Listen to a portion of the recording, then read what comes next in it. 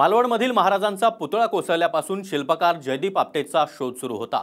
अखेर काल रात्री घरी येत असतानाच आपटे पोलिसांच्या हाती लागला। 10 दिवस फरार असलेल्या आपटेला कशी अटक झाली पाहूयात त्या संदर्भातला हा रिपोर्ट।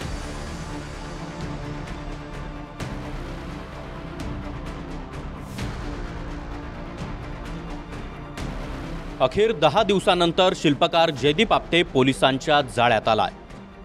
मालवणमध्ये अवघ्या 9 महिन्यातच छत्रपती शिवाजी महाराजांचा पुतळा कोसळल्यानंतर आपटे फरार होता। मात्र बुधवारी रात्री 10:30 वाजता जयदीप आपटेला पोलिसांनी अटक केली आहे। आपटे आणि बांधकाम सल्लागार चेतन पाटीलला 5 दिवसांची पोलीस कोठडी सुनावण्यात आली आहे। कुटुंबाला भेटण्यासाठी आला असताना आपटे अलगद पोलिसांच्या हाती लागला। जयदीप आपटे कल्याणमध्ये येणार असल्याची माहिती पोलिसांना मिळाली। त्यासाठी एक पथक कल्याणच्या रेल्वे स्टेशनवर आणि दुसरं पथक कल्याणच्या राहत्या घराबाहेर होतं। जयदीप आपटे कसाऱ्यावरून लोकल ट्रेन पकडून कल्याणला आला। कल्याणच्या रेल्वे स्टेशनवर उतरून जयदीप ऑटो रिक्षानं दूध नाका परिसरात आला। कोणी ओळखू नये म्हणून आपटेनं तोंडाला मास्क, डोक्यावर टोपी आणि रुमाल देखील गुंडाळला होता। 2 बॅगा घेऊन जयदीप आपटे इमारतीच्या गेटवर आला। पोलीस इमारतीच्या परिसरात होतेच। पोलिसांनी जयदीपकडे आय कार्डची मागणी करत मास्क काढायला लावला।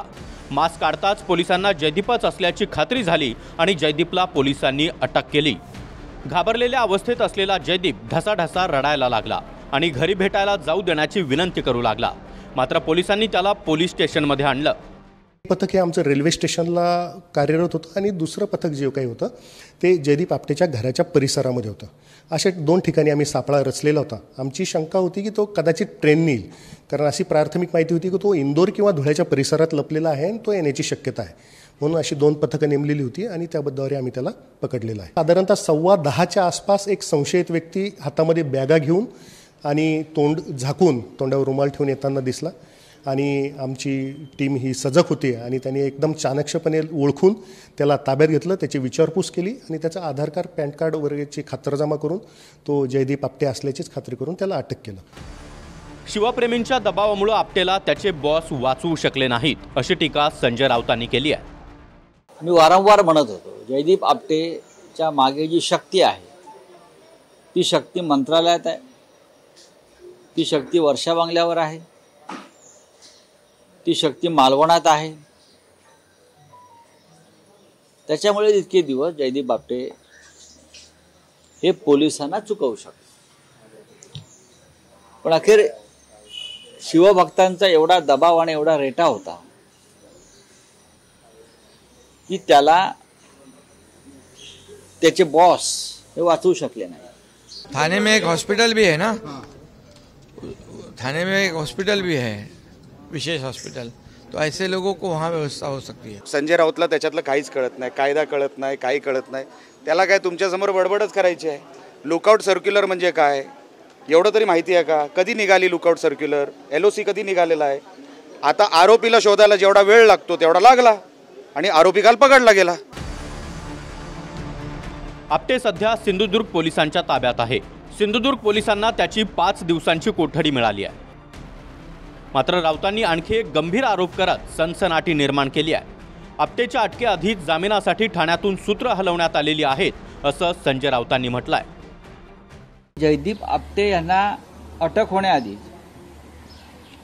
सिंधुदुर्गच्या कोर्टामध्ये त्यांच्या जामिनाची तयारी 8 दिवसापासून सुरू आहे आणि त्या संदर्भात ठाण्यातून सूत्र हलत आहेत। मी वारंवार ठाण्याचा उल्लेख करतो की जयदीप आपटे यांना 2 दिवसामध्ये ते सरेंडर होतील आणि ताबडतोब त्यांच्या जामिनाची व्यवस्था करा, अशा प्रकारची सूत्र ही ठाण्यातून हलत आहेत। त्या संदर्भात कायदेशीर जी मदत लागते ती सुद्धा ठाण्यातून मिळते।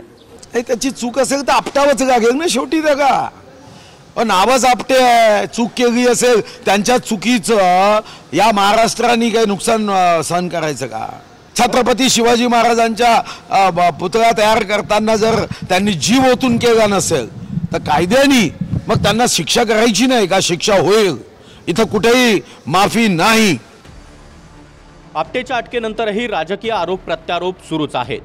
मात्र 8 महिने 22 दिवसात महाराजांचा पुतळा कसा कोसळला, कंत्राट कशा प्रकारे मिळवलं, 6 महिन्यात पुतळा तयार करण्यासाठी कुणाचा दबाव होता का, पुतळ्यात भ्रष्टाचार झाला का, अशा अनेक प्रश्नांची उत्तरं शोधण्याचं काम आता पोलीस जयदीप आपटेकडून करतील.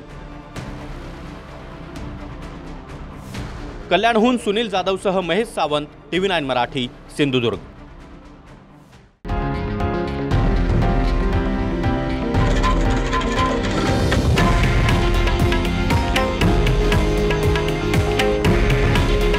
हे आहे देशातील नंबर 1 न्यूज नेटवर्क आणि आपण पाहत आहात TV9 मराठी. काळजी तुमची, हित महाराष्ट्राचं.